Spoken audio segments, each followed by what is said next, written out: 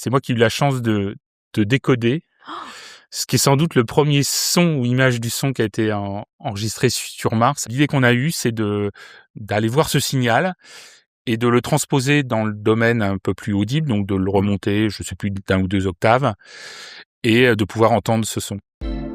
Comprendre aujourd'hui pour inventer demain. Des électrons libres vous racontent leur chemin.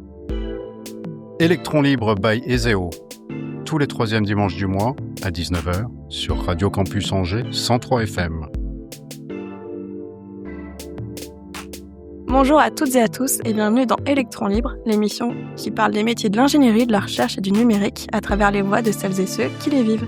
Je suis Anne, voici Alex et on est très heureux de vous retrouver aujourd'hui pour ce nouvel épisode. Aujourd'hui, on parle d'espace, de satellites, de Mars et de transmission. Notre invité a participé à l'une des missions d'exploration spatiale les plus emblématiques de ces dernières années et il forme aujourd'hui les ingénieurs de demain aux technologies spatiales.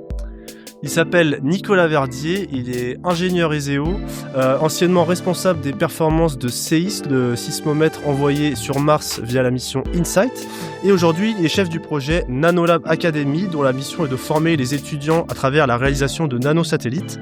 Donc Nicolas, merci beaucoup d'être avec nous aujourd'hui, on est super content de te recevoir. On va retracer un peu tout ton parcours, depuis tes premières fusées miniatures que tu construisais jusqu'aux véritables missions spatiales auxquelles tu as participé au Centre national d'études spatiales, donc le CNES.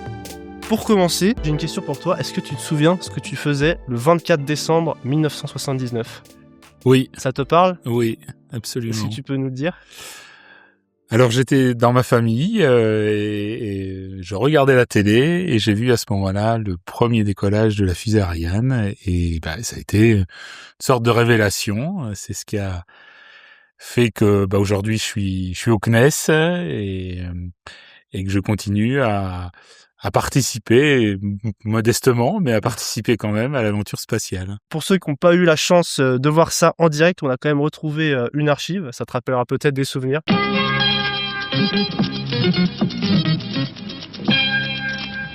Madame, mademoiselle, monsieur, bonsoir. Succès total pour Ariane. Les bras cryogéniques se sont correctement écartés. La mise en feu s'est produite, le décollage s'est produit. Nous décollons. Vous voyez les débris de la housse de protection thermique du 2e étage.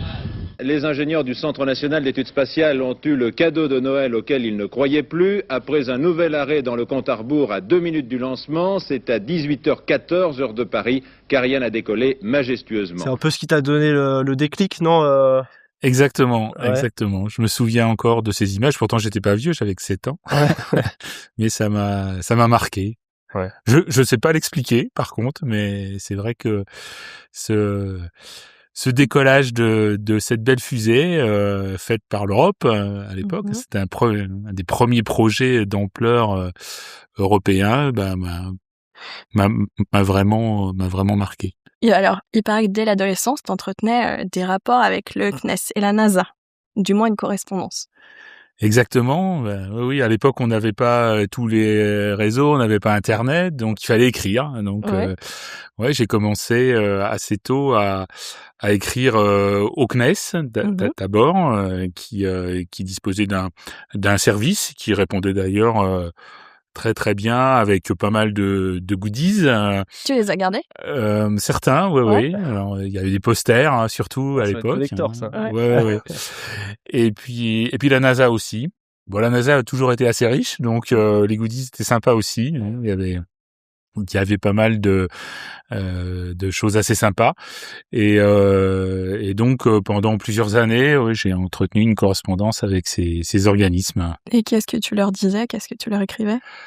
Je leur disais que j'étais passionné par l'espace et voilà. Et puis il y avait différents sujets à l'époque. Alors je me souviens pas tout dans le détail, mais il y avait des sujets d'intérêt ou des trucs qui m'intéressaient particulièrement. Et donc je leur demandais de la documentation et puis c'était surtout des posters. Je me souviens parce que ça passe facilement par la poste. C'était assez facile d'en récupérer. Ouais. Et c'est à peu près à cette époque-là que tu as commencé à fabriquer tes propres fusées miniatures. Est-ce que tu peux nous raconter comment tu le faisais pour les... Oui, alors, là, il y aurait moult anecdotes. Effectivement, alors, j'ai commencé par faire des maquettes, donc des trucs un peu statiques, de fusées, de sondes spatiales, et puis assez rapidement, j'ai voulu les faire voler. Donc c'est là où c'était un petit peu compliqué, voire un petit peu plus dangereux. En fait, j'utilisais, mais alors faut surtout pas le faire, hein, parce qu'il faut savoir que c'est interdit en France, Bouchez-vous les oreilles. de faire ce genre de choses. J'utilisais en fait des moteurs de feux d'artifice. Ok. Je démontais les feux d'artifice et puis je les mettais dans mes fusées avec plus ou moins de réussite. Bon, j'ai failli y mettre le feu chez mes grands-parents. Sympa. Ouais, il y a eu plusieurs épisodes assez épiques, mais et en fait assez rapidement, vers l'âge de 12-13 ans, j'ai découvert une association qui encadrait ces activités en France, qui s'appelait à l'époque l'ANSTJ, l'Association nationale des sciences et techniques jeunesse, qui s'appelle Planète Science aujourd'hui, et qui permet donc de cadrer et de faire ces activités en toute sécurité aujourd'hui. Et du coup, pendant tes études d'ingénieur à l'ESEO, tu as repris un club qui s'appelle le Club Aérospatial de l'Ouest, dont tu faisais partie étudiant, qui a été créé d'ailleurs par un autre alumni qui s'appelle Jean-Luc Isler, qui travaille aussi au CNES aujourd'hui. Est-ce que tu peux nous parler un peu de tes projets, de ce que tu faisais dans ce club? Qu'est-ce que c'était? Oui, bien sûr. Alors, quand je suis arrivé à l'ESEO, donc j'avais déjà un petit passé au sein de la NSTJ, l'association nationale des sciences et techniques jeunesse, qui développait des projets fusées. Et arrivé à l'ESEO, j'ai découvert qu'il y avait déjà un club. Je crois même que je le savais un petit peu avant d'arriver à l'ESEO, et je crois me souvenir que ça a contribué à mon choix de venir aussi dans cette école. Voilà. Et donc ce club qui avait été créé quelques années avant faisait pas mal de petites fusées miniatures. Mais en fait, curieusement, en arrivant à l'ESEO et en reprenant un petit peu ce club avec d'autres collègues, je me suis intéressé au ballon. C'était une activité un petit peu nouvelle qui était proposée aussi par l'ANSTJ et le CNES. Et les ballons, c'est pareil, ça a été une forme de révélation. Je trouvais ça assez sympa. Il y a un côté plus scientifique que sur la fusée. Et donc c'est peut-être ça aussi qui m'a intéressé.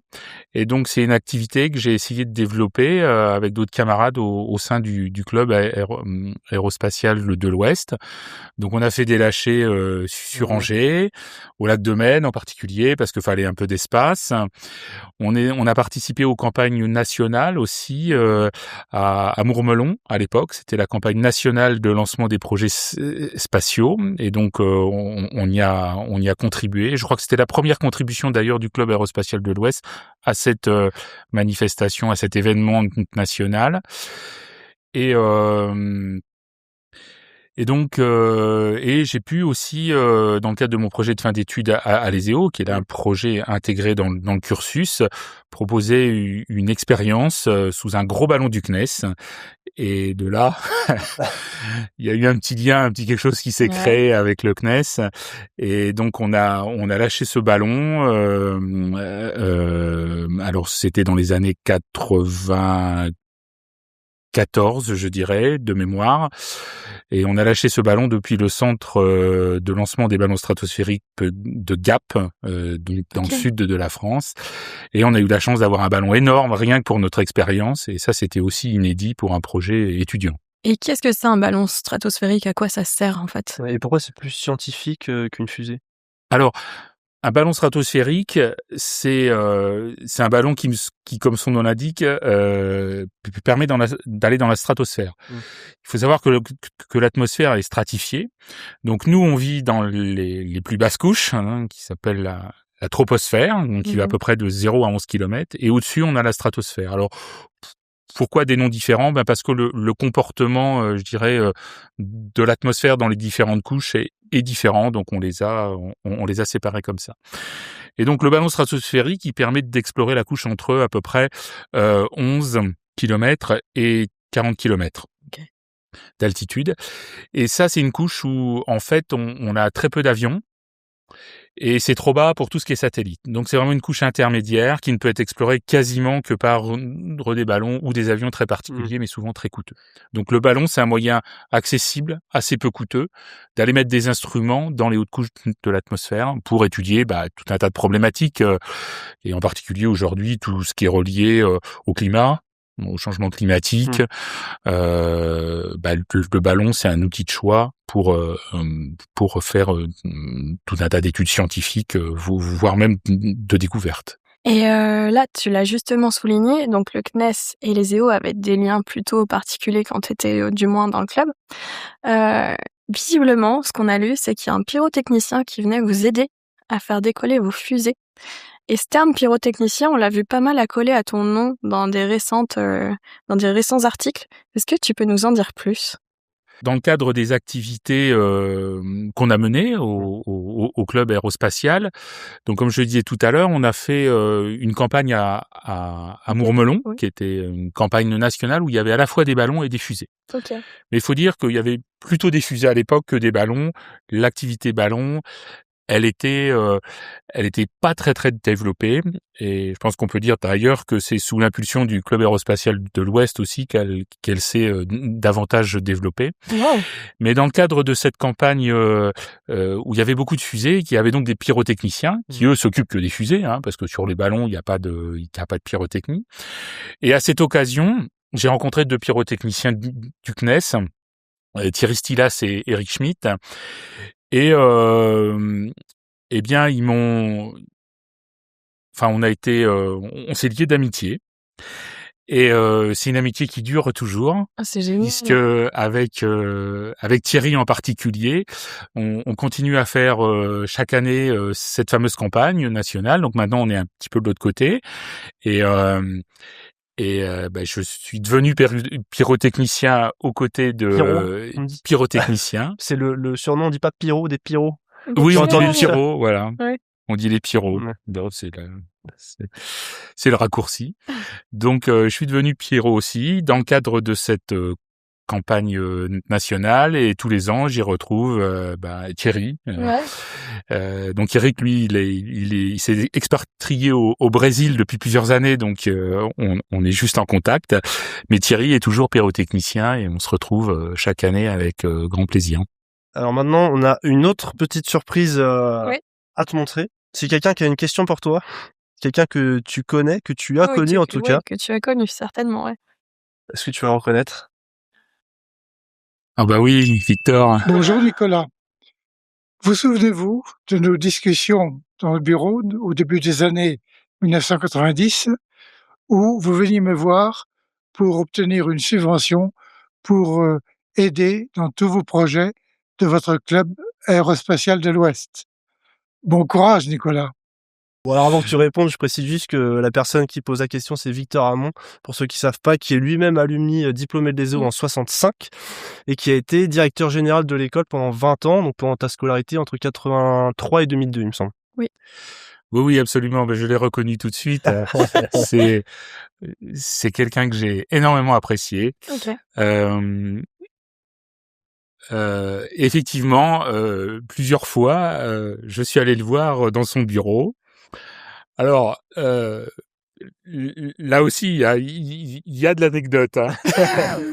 On va faire une émission en 3 volumes, je crois. Voilà.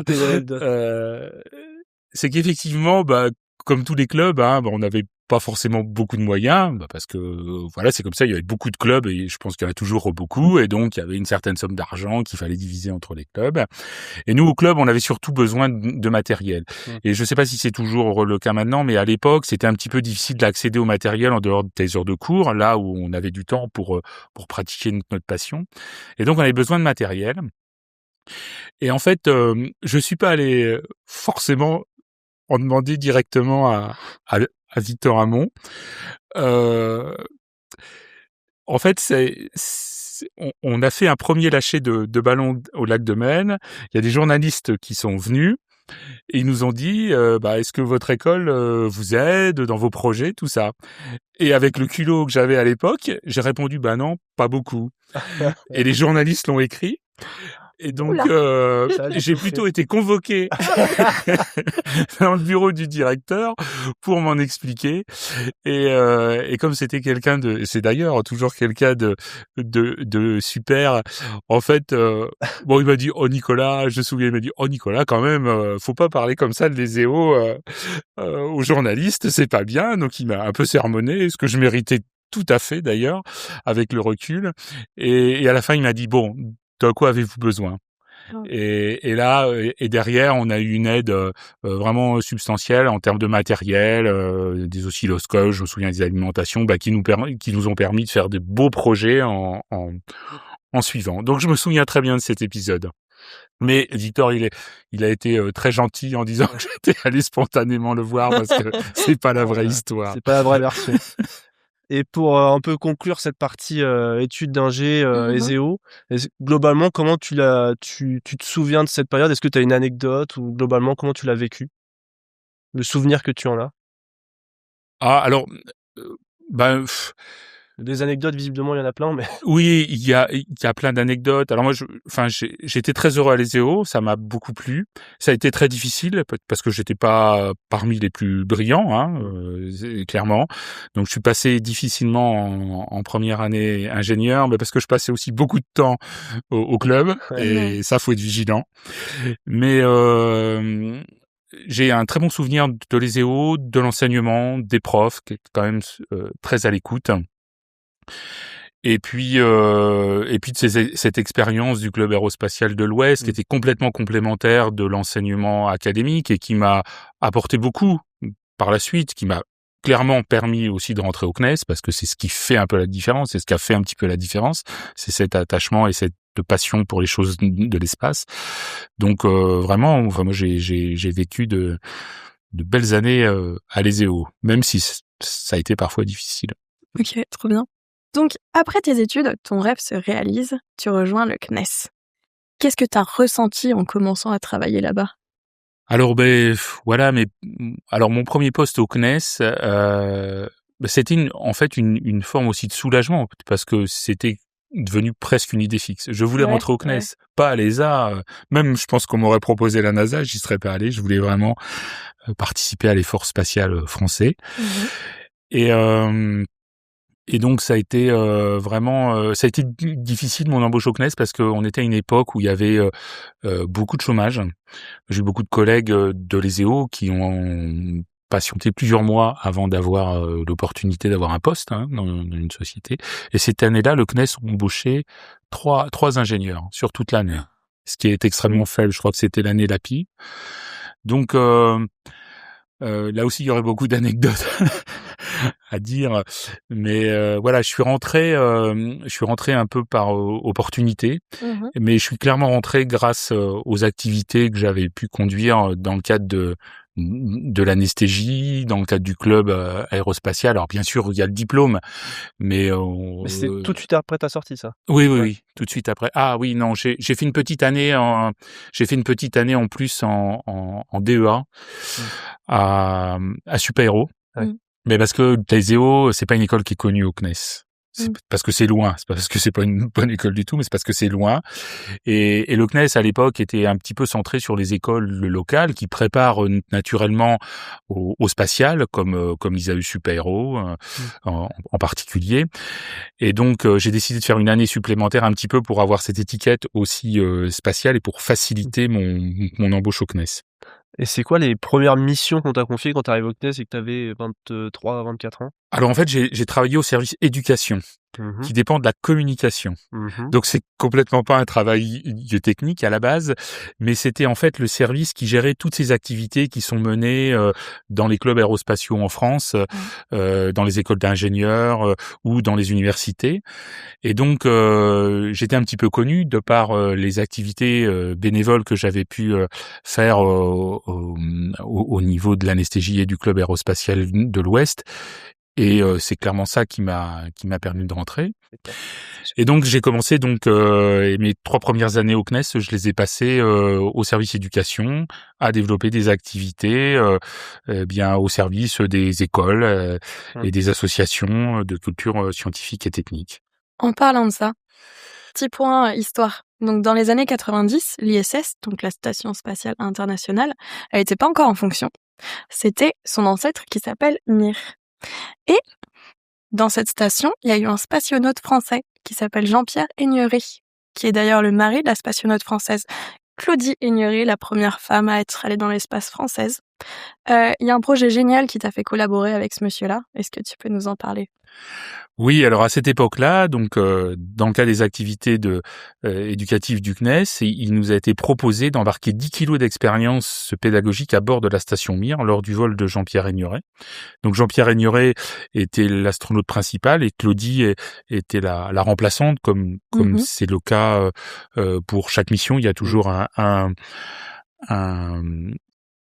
astronaute qui est en première ligne et puis un deuxième qui est là au cas où Ils étaient déjà mariés, aurait un problème. Je crois pas. Alors après, je sais pas. C'est à cette occasion que... Ok. Aussi. Voilà, je ne saurais pas dire. Et donc ça, c'est quelque chose qui est inespéré. Il faut se rendre compte que 10 kilos d'expérience en orbite, c'est énorme. Et il y a énormément de scientifiques qui feraient beaucoup de science avec ça. Et nous, on a eu la chance d'avoir 10 kilos rien que pour des expériences pédagogiques. Et donc là, on s'est dit, plutôt que de faire un concours et de sélectionner un projet, on va essayer de donner le maximum d'opportunités à différents lycées ou écoles d'embarquer une expérience. Donc on a lancé un appel à projet et on a retenu 10 expériences qui ont toutes volé à bord de la station Mir et qui ont été mises en œuvre par Jean-Pierre Aigneret lors de son vol. C'est tellement Il y avait génial. une histoire de flammes dans l'espace. Enfin, c'était quoi à peu près? Tu te souviens un peu? Oui, les expériences étaient très variées. C'est ça qui était sympa aussi. Donc il y en avait, je me souviens d'une petite serre dans laquelle on faisait pousser les carottes pour voir si la carotte en apesanteur elle poussait dans un sens comme sur Terre, hein, c'est-à-dire avec dans le sens vertical de la carotte. Donc on avait aussi une expérience effectivement sur la convection. Alors ça, c'était un peu plus technique, un peu plus physique. L'idée était de voir comment un barreau chauffé se refroidissait en apesanteur. Parce que dans le refroidissement d'un objet qui est chaud, l'apesanteur elle joue. Voilà. Donc ça, c'était une étude qui était menée, je me souviens, par des gens de Clermont-Ferrand, par le lycée de Clermont-Ferrand. Et puis on avait aussi, un truc qui m'a marqué aussi parce qu'il était complètement original et pas forcément scientifique. Et on voulait aussi ouvrir l'espace aux jeunes qui n'étaient pas forcément dans des carrières scientifiques. Il y a eu une étude d'un vêtement fait pour l'apesanteur que Jean-Pierre Aigneret a dû porter, et c'était une école de Nîmes, c'était des étudiants BTS stylisme, et donc une équipe d'une vingtaine, trentaine d'étudiantes essentiellement, parce qu'il y avait très peu d'étudiants dans cette filière à l'époque, et donc elles ont quasiment toutes fait un vêtement qu'elles ont imaginé. Et puis, il y en a un qui a été sélectionné pour voler à bord de la station Mir et que Jean-Pierre Aigneret a essayé au préalable. Donc, je vous réserve moi aussi quelques petites surprises. J'ai quelques photos pour la conférence de ce soir. Et donc ça, c'était une belle expérience aussi. On a même organisé un défilé de mode à la Cité de l'Espace à Toulouse, où chaque étudiante a défilé avec son costume sur un podium. Et il m'avait même, je ne le savais pas, préparé un vêtement pour moi et j'ai dû aussi participer au défilé de mode, ce qui était quand même assez inattendu, mais j'en ai également évidemment un bon souvenir. Maintenant, on avance un peu dans le temps. Un peu plus tard, tu rejoins le projet InSight, une mission de géophysique de la NASA, qui est sur le programme Discovery. Donc Discovery, c'est le programme qui a pour but d'explorer le système solaire et même un petit peu plus par voie robotisée, on va dire. Est-ce que tu peux nous dire ce que c'était juste le projet déjà globalement du projet InSight ? Alors, le projet InSight, l'idée c'était d'étudier la géologie de Mars à travers le dépôt de plusieurs instruments, avec un instrument principal qui s'appelle SACE, qui est un sismomètre. Et là, les Américains ont fait appel à l'expertise des Français, parce que on c'est est très ce que j'allais bon. dire. On est très très bon en sismologie. Alors quand je dis on, c'est l'Institut physique du globe de Paris, qui est un labo du CNRS, et donc qui est le porteur scientifique que de la mission. Et donc cet instrument a été retenu sur la mission InSight avec un instrument allemand également, mais qui a moins bien marché malheureusement. Et donc à partir du moment où la NASA a retenu cet instrument, en fait nous on est venu au CNES en support de l'IPGP, donc de l'Institut physique du globe, pour réaliser l'objet. Et ça a été un objet qui est, je dirais, qui a été intégré par le CNES, donc le CNES avait la responsabilité de son développement, mais il y a des contributions européennes, on avait des sismomètres anglais également, on avait toute la partie électronique qui était réalisée par les Suisses, donc c'était un projet aussi un petit peu européen, qui dépassait le strict périmètre du CNES. Mais nous, on a fait tout l'assemblage du sismomètre à Toulouse dans nos salles blanches et puis les essais afférents. Est-ce que tu peux nous expliquer ce que c'est un sismomètre, si on en vient aux bases? Alors, un sismomètre, c'est tout simple, sur le principe. C'est quelque chose qui va mesurer le déplacement du sol. Alors, pourquoi mettre un sismomètre sur Mars? C'est bien parce que, en mesurant les déplacements du sol martien, on va pouvoir comprendre comment Mars est constitué. Alors, je vais pas rentrer dans les détails parce que c'est extrêmement complexe, mais c'est exactement ce qu'on a fait aussi sur Terre lors du début de la sismologie. Ça doit dater des débuts des années 1900, si je dis pas de bêtises. On a commencé à mettre aussi des sismomètres sur Terre pour savoir ce qu'il y avait en dessous de la croûte terrestre. Et ça, c'est le meilleur moyen pour faire ça. Et donc, un sismomètre, c'est un objet qui va mesurer des déplacements très faibles, mais grossièrement, si on veut imaginer ça, c'est une masse suspendue à un ressort. Et une masse suspendue à un ressort, soumise à un mouvement, va avoir tendance à amplifier ce mouvement, et on va pouvoir ainsi mesurer les déplacements du sol. Et toi, ton rôle dans ce projet, c'était quoi? Alors, dans le cadre du projet SACE, j'étais en charge des performances de l'instrument. J'étais responsable perfo. Donc en fait, ça veut dire qu'il fallait que j'imagine tous les tests qui allaient permettre de vérifier le bon fonctionnement du sismomètre sur Terre avant de l'envoyer sur Mars. Okay. Le problème, c'est que l'activité sismique martienne est extrêmement faible comparée à l'activité sismique terrestre. Et donc, il a fallu que je démontre avant qu'on envoie l'appareil sur Mars que notre sismomètre allait bien mesurer sur Mars des choses qu'on était incapable de mesurer sur Terre parce que on est noyé dans un bruit sismique qui est beaucoup plus fort. Voilà. Donc c'était ça mon job. Alors j'étais pas tout seul bien sûr parce que un projet comme ça, c'est un travail d'équipe. De toute façon, ça peut pas fonctionner si on n'a pas une équipe. Donc, la validation des perfos, c'est un truc important, mais c'est une petite pierre, modeste à l'édifice. Mais en tout cas, voilà, c'était mon rôle. Donc, j'ai dû mettre en place tout un tas de tests sur Terre qui m'ont amené à faire des choses complètement atypiques pour tester un objet spatial, y compris aller au fond d'une mine au sein de la forêt noire pour aller pour s'extraire un peu du bruit créé par l'être humain sur Terre. Quand tu parles du bruit, c'est parce que la Terre est habitée. Moi, je pensais que c'était juste que la planète Terre était plus active. Il y a ça. Il y a l'activité naturelle tectonique que de la Terre qui crée un bruit, mais il y a aussi l'activité anthropique, liée aux hommes. Donc ça, l'activité liée à l'humain, on peut s'en extraire en allant dans des milieux très très très isolés.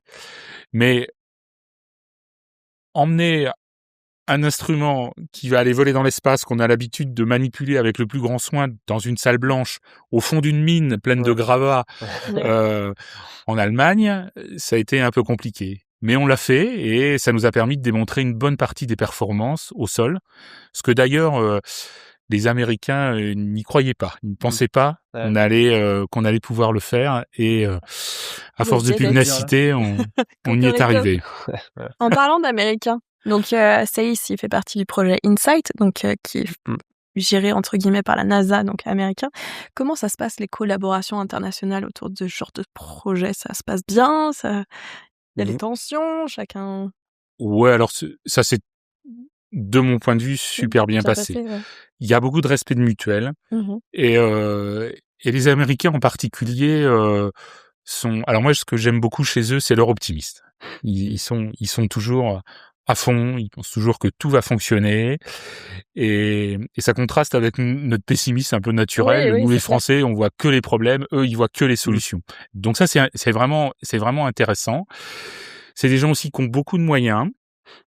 Ça aide. Ça aide, mais ça nous aide aussi, nous, qui en avons moins, à être un peu plus inventifs. C'est-à-dire que là où les Américains vont mettre 10 personnes pour régler un problème, bah nous, parfois, on n'a qu'une personne et bah peut-être qu'on peut comme ça être un peu plus imaginatif parce que moins de moyens, voilà. Donc ça m'a marqué aussi, c'est qu'effectivement, quand il y avait un problème, bah, les Américains, ils étaient capables de dépêcher 10 personnes pour venir nous aider, on réglait le problème, hein. Mais voilà, on sentait qu'il y avait qu'il y avait une force très importante. Par contre, voilà, j'ai trouvé des gens vraiment ultra sympathiques, ultra ouverts, pas du tout présomptueux ou parce que ils ont un passé spatial qui est énorme. Ils ont fait des choses magnifiques, hein. Voilà, ils sont allés sur la Lune et aujourd'hui c'est les seuls. Et donc il y a beaucoup de respect, nous envers eux, mais aussi de respect envers nous parce que bah voilà, je pense qu'ils voient qu'on n'a pas les mêmes moyens, mais qu'on n'a pas la même approche et non plus. Et en tout cas, moi, je n'ai que des bons souvenirs avec eux. C'est génial. Et ben justement, en parlant des Américains, c'est pas une question d'un Américain, on connaît pas tes collègues de la NASA, mais on voulait te montrer une vidéo du 26 novembre 2018, vécue en direct par des ingénieurs de la NASA, et que tu réagisses un peu et que tu nous dises, toi, ce dont tu te souviens. 17 meters, standing by for touchdown. Alors, ça c'est l'atterrissage. C'est l'atterrissage. Donc il y a quand même ton sismomètre qui est sur cet engin. Donc. Exactement. Donc c'est ce qu'on appelle les 6 minutes de terreur. Hein, parce que c'est un moment entre l'entrée de la sonde dans l'atmosphère et l'atterrissage pour lequel on n'a pas forcément les informations en live. Et puis je dirais c'est le travail de plusieurs années qui se joue en quelques secondes. Ouais. Là, c'est clair. Sur une séquence donc clairement, enfin les Américains maîtrisent puisque ça a marché, mais bon, il peut arriver des tas de choses. Il y a plein de ce qu'on appelle de points de panne uniques, c'est-à-dire qu'il y a des systèmes, on peut pas tout dupliquer, et donc il y a des choses, faut que ça marche. Si ça marche pas, tout le reste s'arrête. Voilà.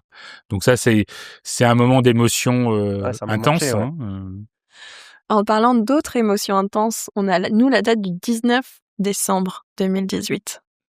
J'ai aussi des images d'ailleurs. Donc le 19 décembre 2018, c'est le soir où le sismomètre, SEIS, s'est déployé correctement sur Mars. Ouais. Et donc on a des photos de toi et ton équipe. Donc là, ça c'est quelques minutes avant le déploiement de SEIS sur Mars. Donc on voit un peu la tension.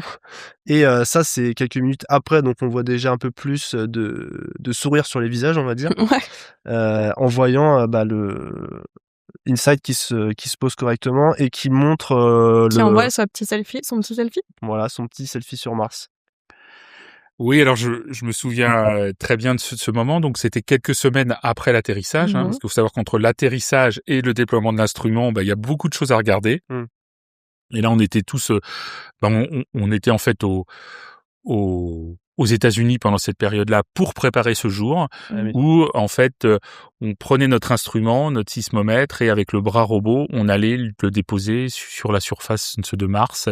Et là aussi il fallait que ça marche parce que si le sismomètre il restait sur ce qu'on appelait le deck, le pont du lander, on aurait fait aucune science avec notre sismomètre trop perturbé par cet atterrisseur. Donc il fallait vraiment le déposer au bon endroit correctement. Et je me souviens très bien de cet épisode parce que contrairement à l'atterrissage où il y avait tout le monde, là on a vu l'équipe de la NASA, là on était vraiment en petit comité avec l'équipe avec qui on avait travaillé au niveau du sismomètre. Et on a vu la première image arriver. Et t'as ressenti Ouais. quoi, ouais? Personnellement, ça devait être... Incroyable.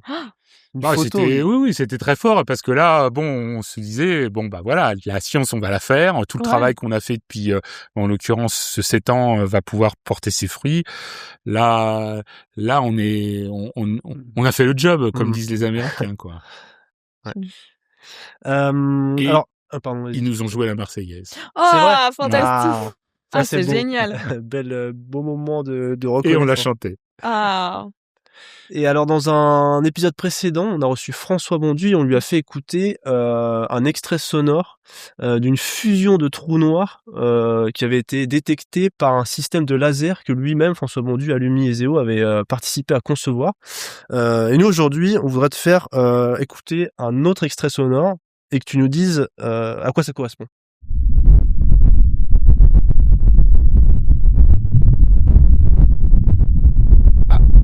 Alors ça, c'est le premier, c'est sans doute le premier son ou image du son de Mars qu'on a pu enregistrer.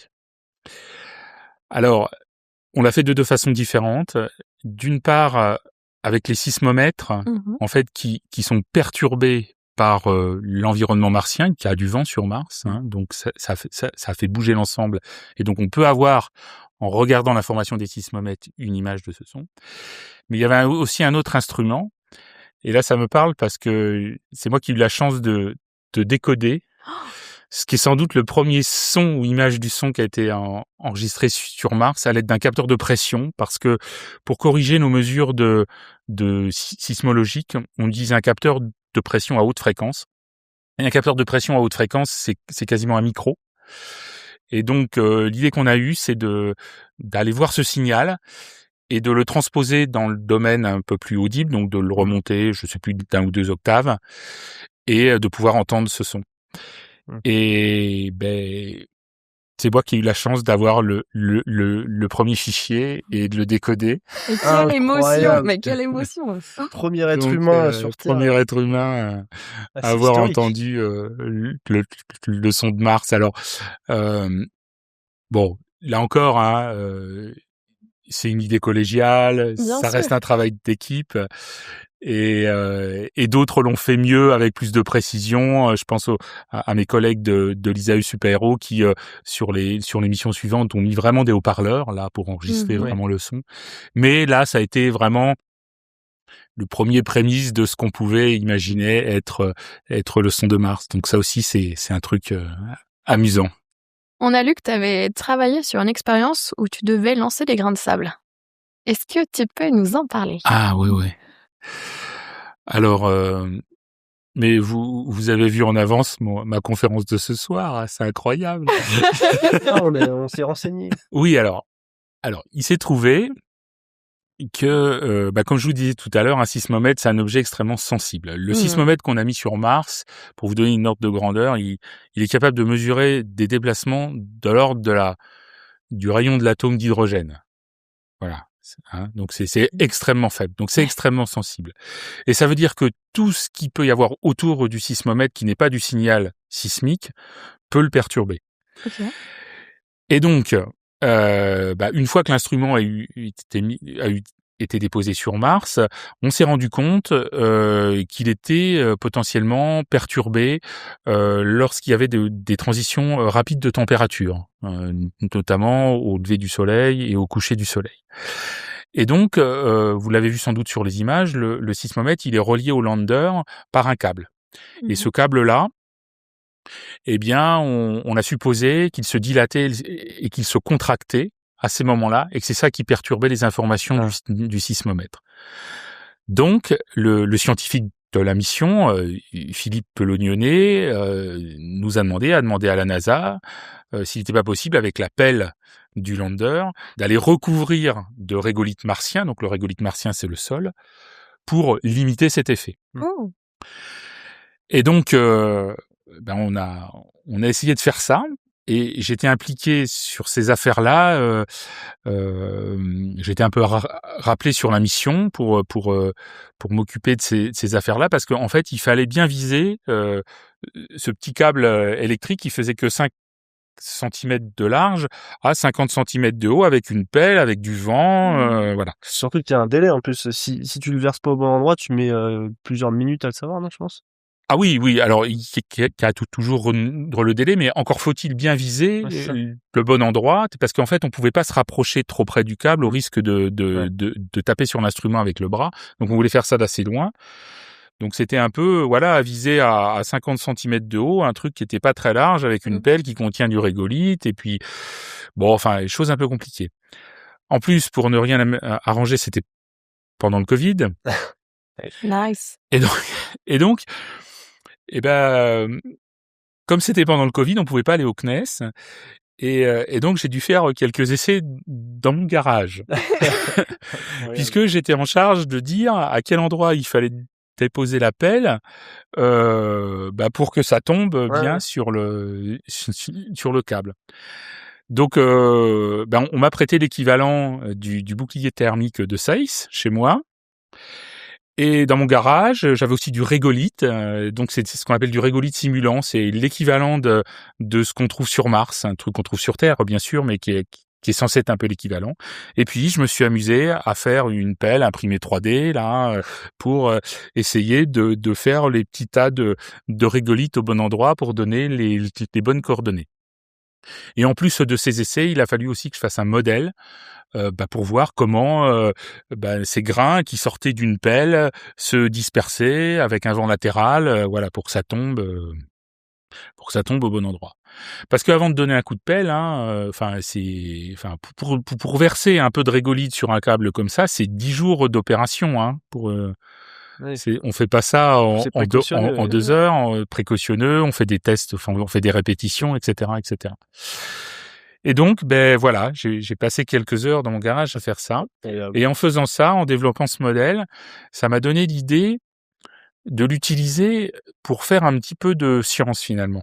Et ça, c'est un truc intéressant parce que dans les missions spatiales, on se rend compte que il y a les grands objectifs scientifiques et parfois, avec des données assez simples, on arrive à faire un peu de science alternative, des trucs qu'on n'avait pas imaginés.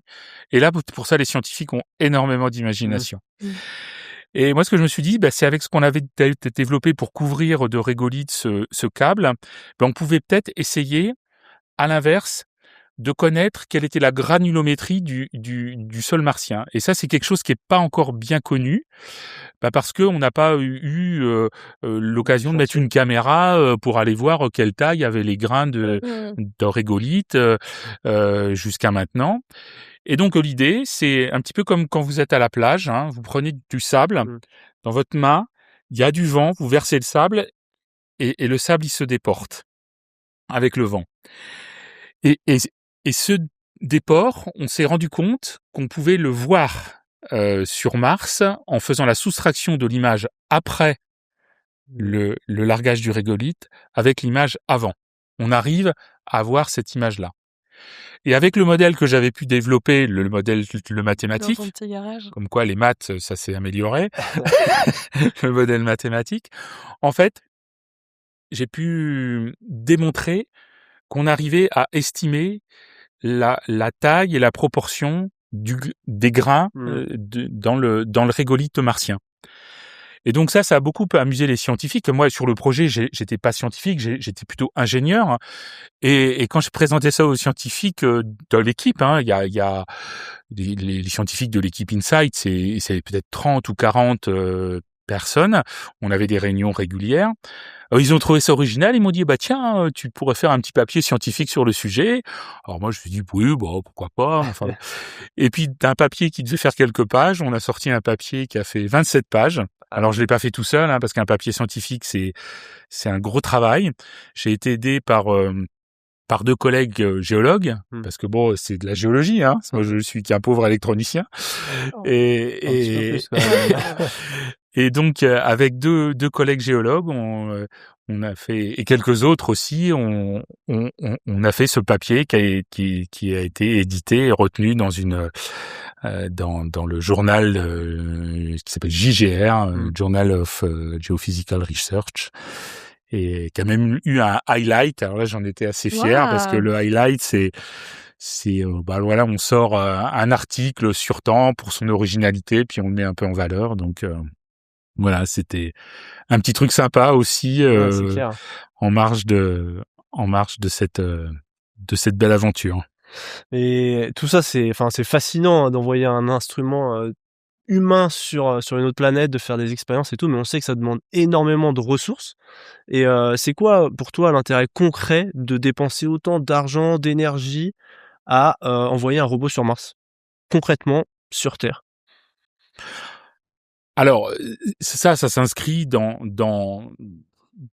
la recherche hein, sur la connaissance de l'univers. Je crois que c'est quelque chose qu'il faut faire, qui nous dépasse, hein, même si c'est très coûteux. Alors effectivement, on peut toujours se dire, on pourrait mettre l'argent ailleurs. Il y a plein de gens qui en ont besoin. Mais je crois que nos sociétés peuvent pas avancer si on n'a pas à un moment donné cette démarche d'exploration finalement, parce que ce qu'on fait aujourd'hui sur Mars ou ailleurs, c'est ce qui a été fait pour découvrir l'Amérique, hein, et donc ça s'inscrit dans une démarche globale de progrès, je dirais. Donc en ce sens, ça me semble indispensable, et quand on peut participer, c'est quand même assez exaltant. Et du coup, tu penses, c'est quoi selon toi qu'est-ce que ça nous a apporté le projet InSight sur Mars? C'est quoi les enseignements principaux qu'on en retire pour fermer un peu ce chapitre InSight CEIS? Alors, il y a eu beaucoup de découvertes très intéressantes, hein, scientifiques. Alors, il faut savoir qu'en plus, c'est des choses qui sont pas qui nécessitent beaucoup de temps. Il y a encore des gens qui travaillent sur les données d'InSight, donc c'est loin d'être fini. Ouais. Voilà. Alors, comme je savais que c'est une question qu'on allait me poser et que je voulais j'ai ma petite anti-sèche. J'ai travaillé. Et c'est de la triche, là? Ouais, c'est de la triche, mais en fait, c'est un peu mais c'est révélateur du fait aussi que on travaille sur une mission, nous ingénieurs au CNES, et après toute la partie exploitation, eh bien on nous affecte sur d'autres projets, et donc on perd un peu le fil du truc. Et comme les découvertes sont pas instantanées, eh bien, on a besoin de temps en temps pour répondre, et ça, et c'est normal. La question, elle est complètement légitime. Sur les découvertes importantes, c'est répondre déjà aux objectifs de la mission initiale, hein, c'est-à-dire d'étudier l'intérieur de Mars, voir de quoi Mars est constitué. Si on fait l'analogie par rapport à la Terre, hein, c'est une planète, c'est stratifié, donc il y a plusieurs couches. C'est important de savoir en quoi elles sont constituées. C'est important de savoir si le noyau est liquide ou solide, typiquement, et ça se fait grâce à la sismologie. Donc il y a eu beaucoup de découvertes faites autour de ça, sur la structure de Mars, et quand je dis découverte, ça veut dire aussi qu'il y a eu des choses inattendues. D'où l'intérêt aussi d'aller faire de l'exploration in situ, parce que il y a eu beaucoup d'hypothèses faites sur cette constitution de Mars, et qui ont été revues et très largement suite à l'exploration d'InSight. Et puis faut pas non plus oublier que le sismomètre n'était pas le seul instrument. Il y avait aussi une station météorologique, et donc là aussi il y a eu beaucoup de choses de faites en termes de découvertes au niveau du climat et de la météo martienne. Et maintenant, c'est quoi le futur de cette mission?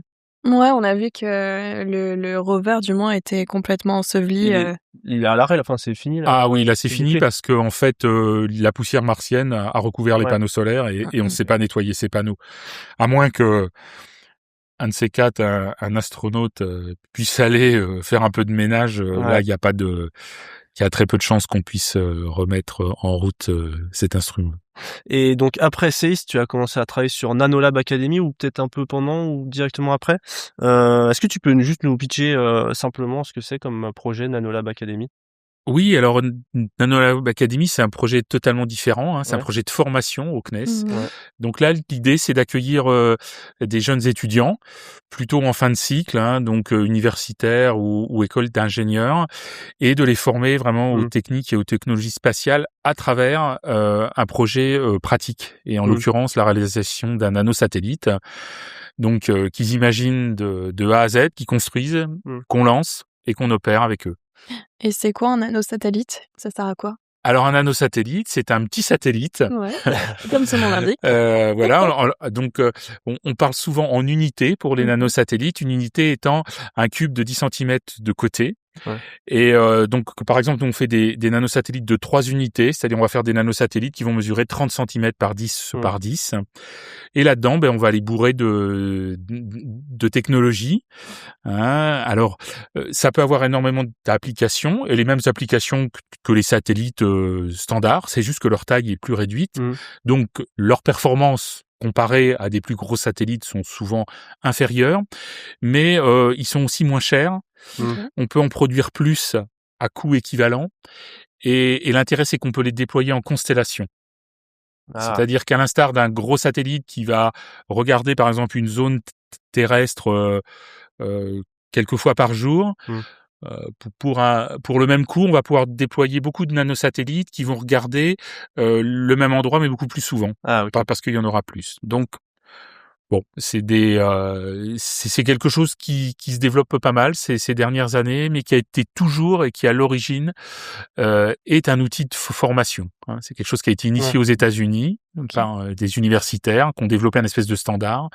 Et nous, on a repris ces choses-là avec nos technologies et à Nanolab Academy, on accueille des jeunes pour les faire travailler sur ces. Mais c'est quoi justement l'intérêt de le faire ça par des jeunes? Pourquoi cette envie enfin, c'est de la transmission, c'est pour former des jeunes, mais pourquoi faire avec des ingénieurs pas encore diplômés, on va dire, plutôt qu'avec des spécialistes experts alors, déjà en place, quoi? Je dirais c'est pour faire un trait d'union entre ce qu'on fait en école d'ingénieur ou à l'université, qui reste quand même une formation assez académique, assez théorique, et puis le monde du travail, où là on peut avoir besoin d'ingénieurs d'ingénieurs dans le domaine du spatial, très à l'aise, très rapidement. Donc nous on fait un peu ce trait d'union avec ça représente une dizaine d'ingénieurs par an au CNES, mais il y en a aussi dans les centres spatiaux universitaires qui sont répartis un petit peu partout en France qu'on aide également. Donc on peut dire qu'à travers ce programme, on soutient peut-être une centaine de jeunes, enfin on forme une centaine de jeunes à l'issue de leur école d'ingénieur, vraiment à faire un satellite dans la pratique. Je trouve ça génial. Ouais, c'est incroyable. Avec des techniques. Ça, oui, enfin j'espère que pour eux c'est une chance. Enfin en tout cas, ils sont souvent contents. On a justement une surprise pour toi. On va recevoir une invitée qui te connaît très bien et que tu connais très bien aussi, parce qu'il s'agit de Zoé Le Henaf, qui a fait son stage sous ta direction au CNES et surtout à Nanolab Academy. Ok. Ah, elle est là.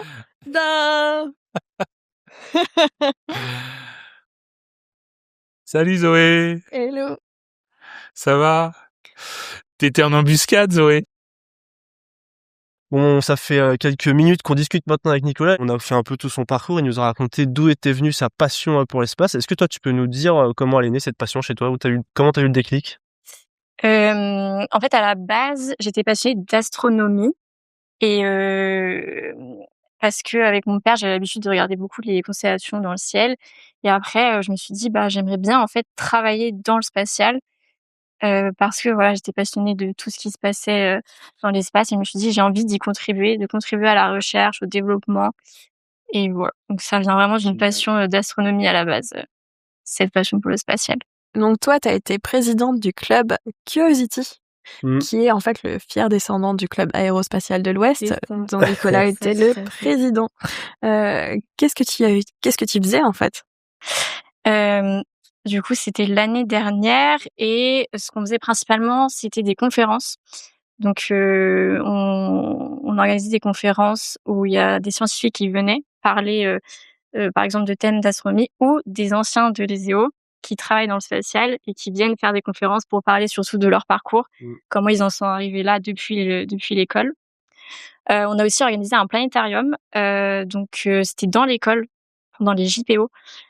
C'était un intervenant extérieur qui avait mis en place un planétarium. C'était hyper intéressant et super beau. Et on faisait aussi beaucoup d'observations. Donc, on sortait les télescopes et on allait à Bouches-du-Maine, donc pas très loin.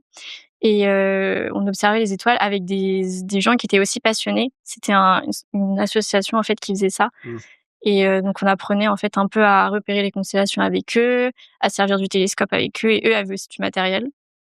Et on a aussi organisé, c'était notre plus gros projet, c'était la visite du CNES, qu'on l'a fait 2 fois ça, et visite du CNES et aussi visite de la Cité de l'Espace à Toulouse, où voilà, on visitait notamment Nanolab Academy, et on visitait un petit peu Toulouse aussi. Voilà. Et ça t'a apporté quoi, toi, au niveau personnel? Être présidente du club, beaucoup d'organisation surtout.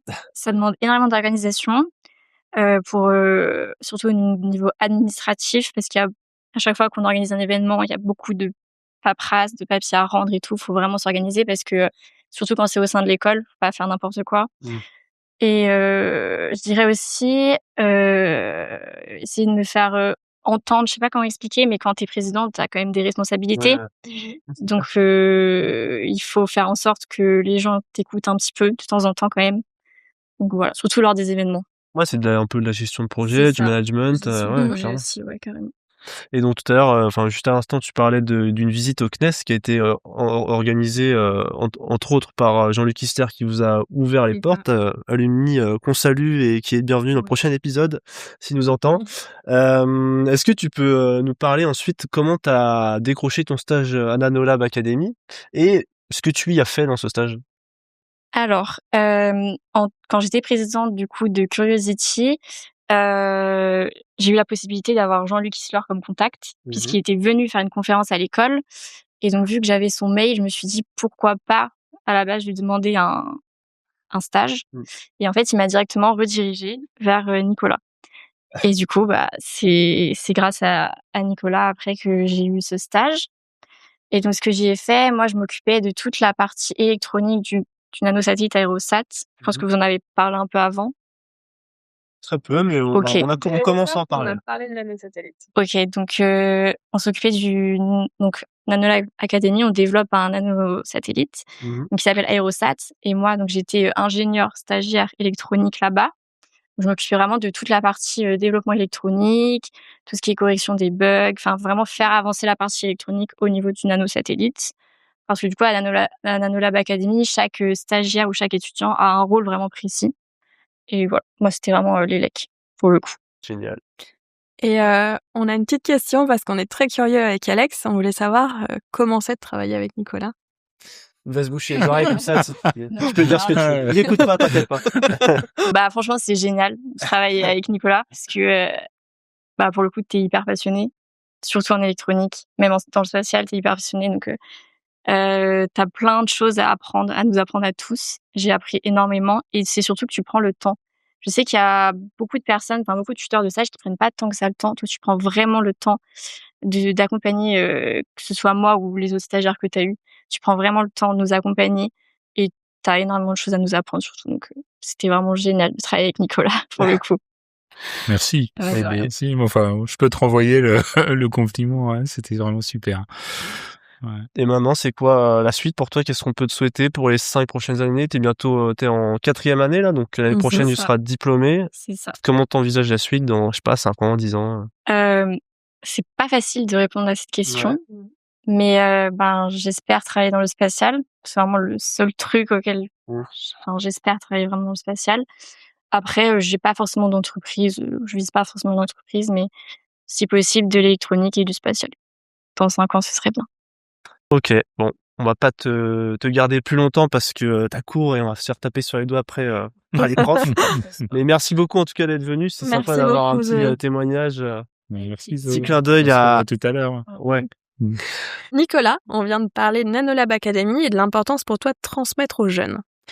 Toujours dans cette idée de transmission, t'as lancé le projet Berry Rocket avec quelques partenaires. Je vais le faire en français. Berry Rocket, ce sont des micros et mini-fusées à construire et à lancer chez soi.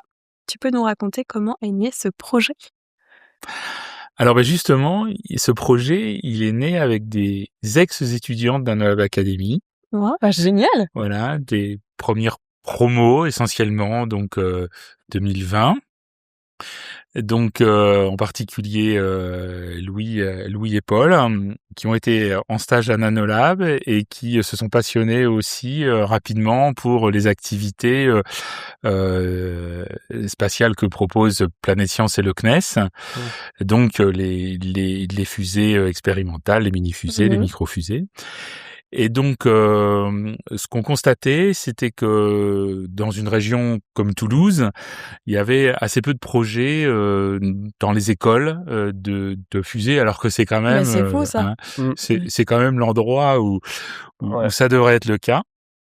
Et donc on s'est interrogé là-dessus et justement ce qu'on a identifié, c'était que les gens avaient de moins en moins de temps de rechercher du matériel, de partir de zéro, etc.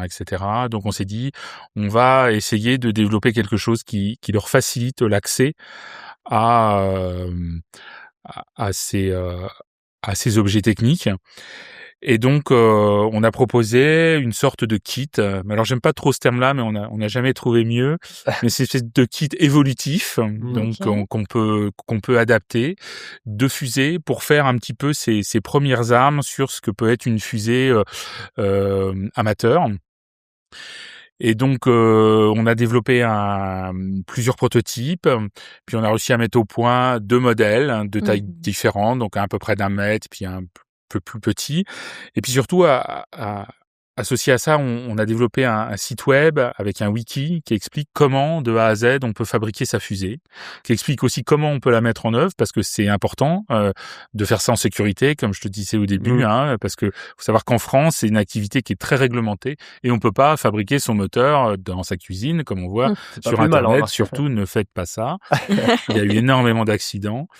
Donc, la mise en œuvre de ces fusées, on explique comment la faire, avec qui, pour faire ça dans de bonnes conditions de sécurité. Et les kits en eux-mêmes permettent de faire une fusée pour quelques dizaines d'euros, en quelques dizaines d'heures, on va dire, avec des technos un peu modernes, comme l'impression 3D, par exemple. Il y a beaucoup de pièces qui sont imprimées en 3D, donc on donne les fichiers. Tout est open source, on partage tout gratuitement. Après, on a une petite boutique aussi pour ceux qui veulent, qui n'ont pas le temps, qui veulent acheter des trucs, mais tout est open source. Et ça, ça a de plus en plus de succès, au moins localement dans la région toulousaine. Et il y a 2 écoles en particulier qui sont un peu leaders dans l'utilisation de ces kits. C'est Supaéro, donc l'école de l'aéronautique par excellence, je dirais, et puis CLIPSA également. Qui est aussi une école d'aéronautique, et tous les ans, en fait, on a une quarantaine de projets qui sont réalisés par des étudiants dont c'est la première fusée, et ça leur permet aussi, à travers l'expérience Berry Rocket, d'apprendre des choses très simples, apprendre à souder des composants sur une carte électronique, apprendre à mettre un peu de code dans un microcontrôleur, apprendre à imprimer une pièce en 3D, apprendre même des fois des choses plus simples, à découper un tube. Est-ce qu'à la fin de l'émission, on peut en acheter une, s'il te plaît? Avec un code promo. Voilà. Et donc, voilà, l'idée, c'est d'avoir un espèce de produit pour que les jeunes ingénieurs ils puissent expérimenter et faire par eux-mêmes, sans y passer beaucoup de temps de préparation et sans partir de zéro. C'est génial. Mais depuis tout à l'heure, on a parlé des expérimentations des lycéens et jeunes étudiants à Station Mir, après Nanolab Academy avec des étudiants, la Berry Rocket qui est quand même destinée aux amateurs un peu débutants. On voit vraiment que cette idée de transmission, elle est vraiment au cœur de ta carrière, de tes activités. Est-ce que toi, tu as eu un mentor ou quelqu'un qui t'a vraiment transmis quelque chose dans ta carrière, dans ta vie? Oui, clairement. Mon mentor, c'était celui qui a un petit peu inventé ces activités-là au CNES, qui s'appelait Marcel Le Baron, qui nous a quittés malheureusement il y a plusieurs années. J'ai eu l'occasion, mes premières années au CNES, de travailler à ses côtés. Et donc, il m'a transmis vraiment ce goût de la transmission envers les jeunes. Je pense que c'est super important. Et donc, voilà, c'est quelqu'un, c'était plus qu'un mentor, même c'est devenu un ami. Et il avait vraiment toujours, dans tout ce qu'il faisait au quotidien, dans toutes les opérations qu'il lançait, cette volonté de transmettre le goût des sciences. Et ça, oui, c'est quelque chose qu'il m'a transmis aussi et que j'essaie de transmettre à mon tour aujourd'hui. Ça se voit, ça s'entend, c'est très présent. Mm. Du coup, maintenant, on passe à une nouvelle petite rubrique actualité. Donc, on aimerait te faire réagir à des sujets qui sont actuels, en fait, tout simplement. C'est fou, ça. Par exemple, avec SpaceX, on voit qu'Elon Musk, il a profondément bouleversé le secteur spatial. Il y a une baisse des coûts, on peut réutiliser des lanceurs, le rythme est plus rapide et les ambitions sont très grandes. Selon toi, Elon Musk, qu'est-ce qu'il a apporté de vraiment positif et qu'est-ce qui pose question? C'est pas une question facile, hein. Non, alors, je pense que ce qu'il a apporté de positif, c'est la technologie et qu'il a développée autour de ses lanceurs réutilisables, parce que ça, c'est clairement une avancée. Arriver à faire tomber moi, je suis émerveillé techniquement. Ces étages qui tombent, qui se reposent, les moteurs qui se rallument. Enfin, ça, c'était complètement inédit. Donc, il y a clairement une avancée technologique de ce côté-là. Après, ce qui pose question, clairement, c'est le personnage. Voilà. Ça. Mais bon, là, chacun appréciera. Et quand il parle d'un pas humain sur Mars en 2030 et d'une colonie martienne humaine sur Mars en 2050, pour toi, c'est réalisable ou c'est un peu utopique? Enfin, illusoire, on va dire. Alors, en termes de délai déjà, Oui, je pense que le délai est discutable, certes. Après, il a quand même montré qu'il était capable de faire des choses auxquelles on s'attendait pas. Donc, à la limite, j'ai envie de dire, j'espère. Ouais. Pourquoi pas? Je pense que il vaut mieux que ces gens-là mettent de l'argent dans ces sujets-là. Moi, ça me va très bien. Et si on se détache un peu d'Elon Musk, on parle parfois de terraformer Mars, donc la rendre habitable. D'un point de vue scientifique, c'est une idée sérieuse. Et c'est quoi l'intérêt? Alors bon, là, je suis pas du tout spécialiste du domaine, mais bon, je peux donner un sentiment personnel. Moi, mon avis, c'est qu'il faut mieux protéger la Terre que d'essayer de terraformer Mars pour y aller, quoi. Moi, j'ai eu l'occasion d'avoir accès aux données climatiques de la planète Mars. Je peux vous dire que j'ai vraiment pas envie d'y aller. Donc, et avant de faire remonter la température, de faire remonter la pression et d'y mettre de l'oxygène pour pouvoir respirer dans les proportions qui sont assez fines. Enfin, je pense que c'est un challenge qui est pas du tout à la portée de l'être humain aujourd'hui et qui a beaucoup plus d'avantages à tirer à protéger un peu mieux la Terre pour qu'on y reste le plus longtemps possible. Et comme a dit Yann tout à l'heure, le spatial, on entend beaucoup parler aujourd'hui. Il y a plein de projets, Artemis avec la NASA, il y a SpaceX avec Elon Musk, il y a même Blue Origin avec Jeff Bezos, et puis après tous les pays, les Chinois, les Américains, les Européens, les Indiens, tout le monde a des projets spatiaux et ça part un peu dans tous les sens. Toi, selon toi, c'est quoi ta vision là-dessus? C'est quoi les prochaines échéances auxquelles on peut s'attendre en termes de, je sais pas, comme on disait, de pas sur Mars, les prochaines avancées? Alors moi, ce que j'aimerais bien voir, c'est l'homme et la femme, puisqu'il en est question sur la Lune. Ouais. Parce que je suis né juste après. Donc voilà, pour un passionné de l'espace, la Lune, c'est quand même un truc magique. C'est clair. Donc alors moi je me projette plutôt sur des activités d'exploration parce que c'est ça qui m'intéresse naturellement. Bon, on voit par ailleurs aussi que l'espace se militarise. Ça c'est un autre c'est une autre approche. Mais effectivement l'espace devient un enjeu énorme sur plein de sujets parce que maintenant imaginons-nous sans GPS, imaginons-nous sans satellite de télécommunication, sans satellite d'observation pour la météo, etc., etc. Enfin, c'est devenu quelque chose qui porte des enjeux énormes. Donc, Voilà, c'est normal et légitime que beaucoup de pays s'y intéressent et de plus en plus.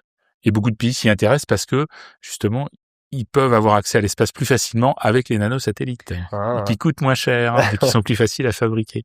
Nanolab Academy. Voilà.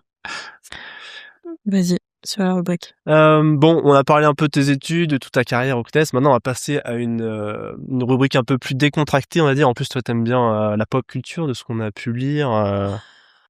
Les films, la SF, tout ça.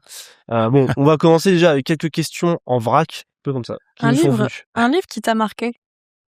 Ouais, je suis de la génération Elector. Je sais pas si vous connaissez ce magazine. Et non. Quand même, dans une école électronique, c'est pas bien, parce que c'est le magazine d'électronique. Voilà. J'ai voulu dire oui. Dans Elector, le premier, c'est ce qui a déclenché un peu mon intérêt pour l'électronique, en plus de l'espace.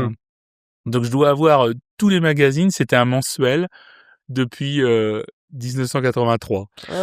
Donc, ça occupe un peu de place chez toi, à la maison, mais je peux pas m'en séparer. Très bien. Quelle serait la musique parfaite pour faire une bande son pour tes premiers pas à toi sur Mars? Une musique un peu que tu voudrais mettre.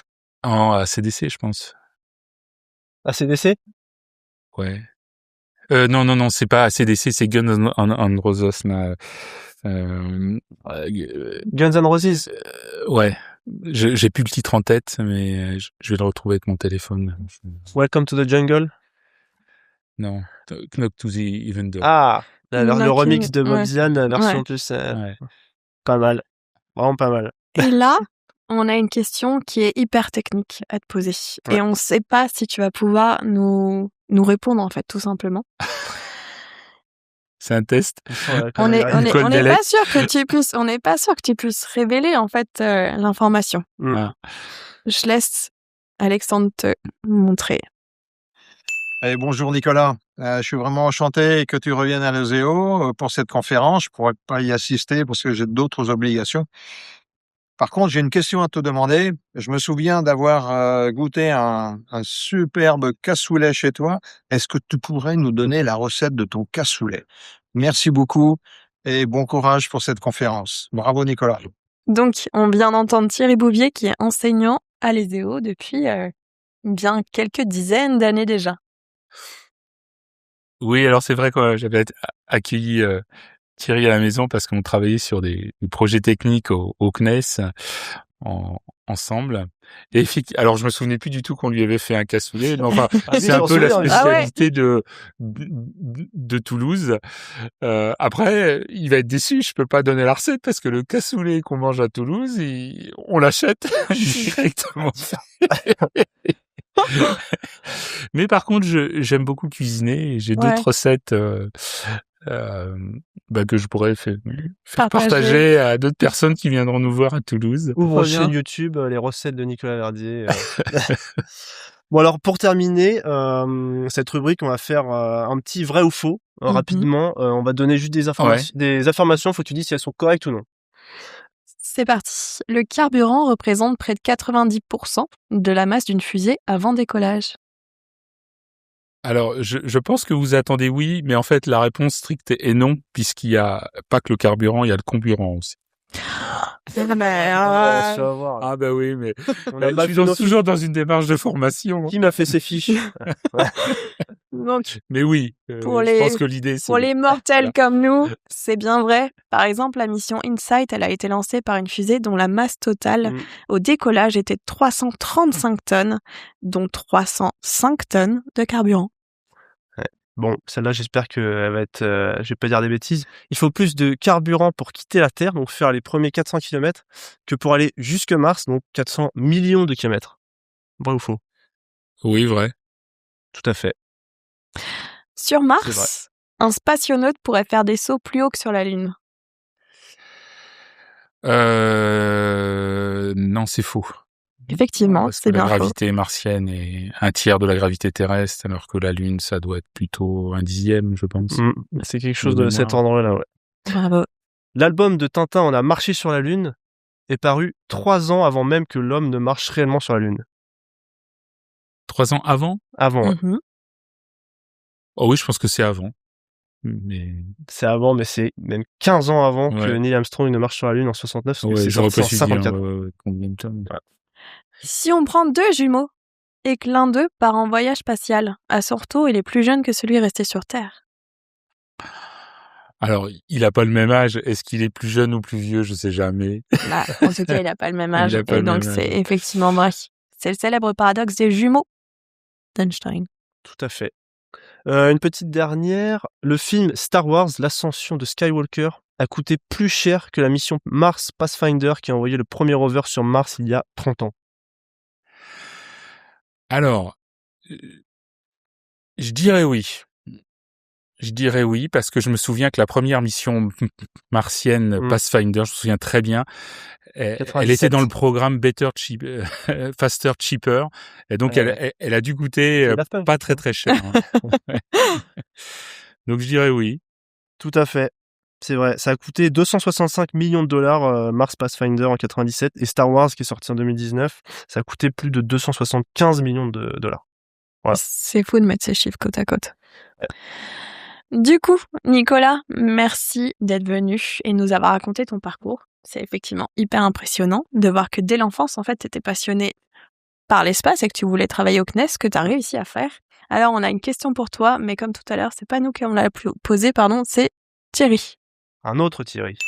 Salut Nico. Si je me souviens bien, tu nous bassinais quand même pas mal pendant les TP sur tes histoires de ballon-sonde. Et finalement, pourquoi cette passion, elle t'a jamais quitté? On précise que c'est un camarade de promo de Nicolas, Thierry Scordilis, qui était ton binôme en TP, justement, c'est pour ça qu'il parle de TP.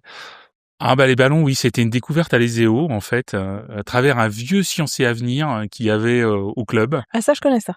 Je sais pas s'il existe toujours. Peut-être chez moi, remarque. Et donc ouais, mais ça m'a jamais quitté, parce que le ballon, c'est un objet à la fois technique, qui est assez facile d'accès, qui permet de faire de la formation, qui est pas cher et surtout c'est beau.